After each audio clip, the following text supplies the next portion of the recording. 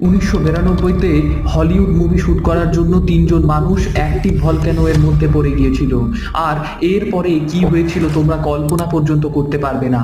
আসলে সেই হেলিকপ্টারে পাইলট, ডাইরেক্টর আর ক্যামেরাম্যান ছিল। তারা একটি ভলক্যানো এক্সপ্লোসিভ শুট করতে গিয়েছিল। যখন তারা ঠিক ভলক্যানোর ওপরে ছিল, প্রবল হিটের কারণে হেলিকপ্টার সিধা ভলক্যানোর ভেতরে পড়ে যায়। ওদের ভাগ্য ভালো ছিল, হেলিকপ্টার ঠিক লাভার পাশে পড়ে, ভেতরে নয়।